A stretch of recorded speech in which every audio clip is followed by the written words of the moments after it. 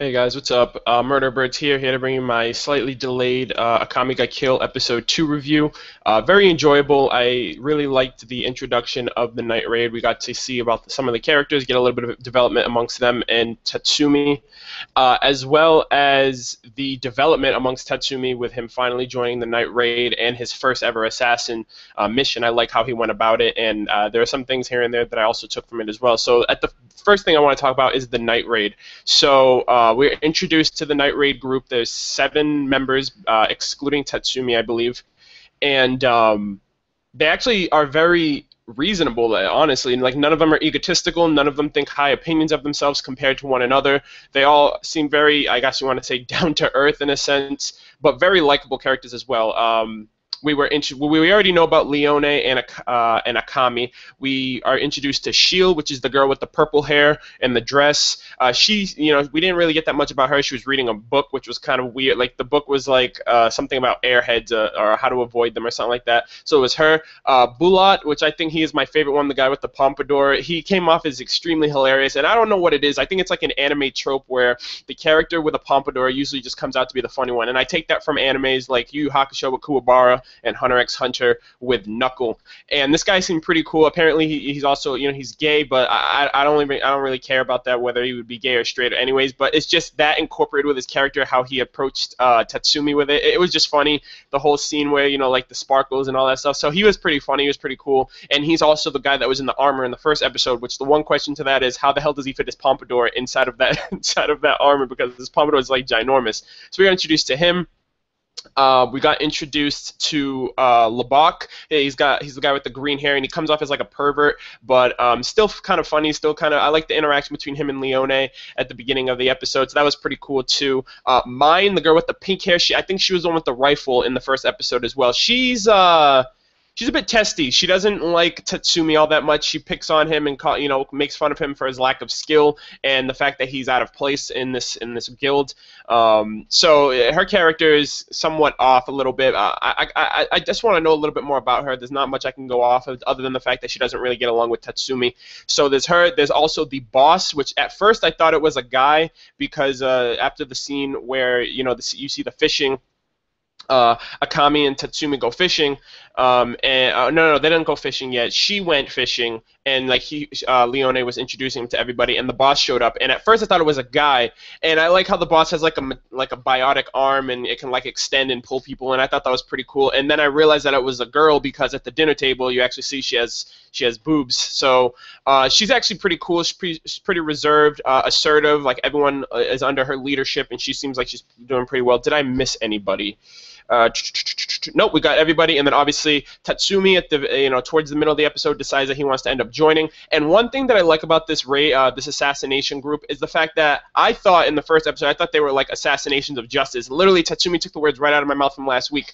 And I like how these guys don't try to justify what they are doing. They know for a fact. They come out right out the game and be like, we murder. We are essentially scum, you know what I mean? Like, they don't try to say, I murder, but I do it because it's for the right reasons. No, they say murder is murder, and if time comes, I will be justified. If time comes, I will have to pay the price for my actions. And I really like how it's not like some, oh, I'm trying to defend the world. My killing is in the name of good or the name of justice. I really like that concept, because it's like these people are really hardened in their conviction, and the fact that they know that shit's fucked up amongst the imperial capital, and they have to be the ones to deal with it. They're the ones that's going to take matters into their own hands, because if they don't, things are only going to get worse. If you take it in that context, you could say that they're right, that their actions are justifiable with the fact that they're doing something for the greater good of others, but they don't see it that way. They see it's just a coincidence that that's how it happens to be, because they're still killing, they're taking lives that they have no right taking, and they're not above anybody. And I really like that concept about the group as a whole. And Tatsumi also just comes into realizing that they have the same type of mentality that he does. He wants to join this raid for the sake that he wants to eventually be able to help his village out, and to do that he's going to have to do some things that could brand him, some things that he can never go back to his village, and overall he just cares that if their village is safe, he's fine. So the introduction of the Night Raid was something that I really enjoyed. I love all the characters. And then in this episode also, Tatsumi got teamed up with Akame, and it's all about communication and getting to know one another, because Akame feels like that Tatsumi throughout the episode was just he had a lot of bravado. He couldn't really act on it, because he did kill that girl in the first episode, but it was out of the hate, and it was out of hatred for the fact that her family, and her included, killed his 2 friends. So throughout the episode, that's what I took from it. Towards the middle, we get his first assassination of Ogre, and I forgot the other guy's name, but Leone and Akame took care of him. One thing that I really, oh my god, I love so much is that Tatsumi is not a bitch. He does not bitch out. He does not pussy out of things. He sticks to his ground. He sticks to his guns. And that was kind of something that I went into this episode thinking, like, I don't know how it's going to work out, because Akame was right with the fact that he was able to take a life out of anger, but will he be able to take a life sheerly for the without a second thought, without any hesitation?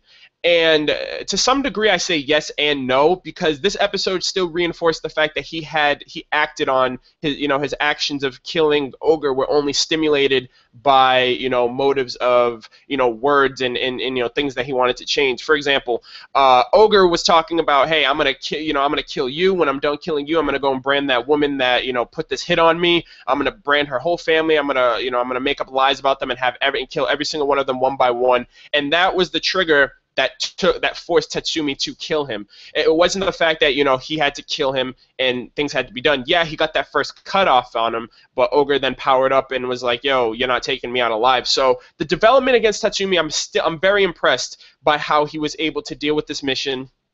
How he was able to realize that, hey, I have to kill this guy. Like, I don't care. Like, these words are just going to be my motivation. These words of him talking about he's going to abuse his power and his authority, and he's going to do things to his own benefit and nobody else's. That's the conviction that he has to keep in his mind whenever he goes out with whenever he deals with another assassination or anything like that pertaining to, changing the imperial capital. So I love the fact that he is very hardened. He's getting more hardened throughout these 2 episodes, with killing and development with amongst the Night Raid. Akame, we also got a little backstory with her about how she was brought up. She was brought up in the Imperials, trained to kill, and until she met her new boss, her life has been very dark and very mysterious. But overall, this episode was really great. I loved a lot about it. The development, the conviction of Tatsumi, his first assassination mission went off without a hitch. And I'm also very glad that it did, because in a sense, I kind of had a feeling that when he went off on his mission, Leone and or Akame were going to be,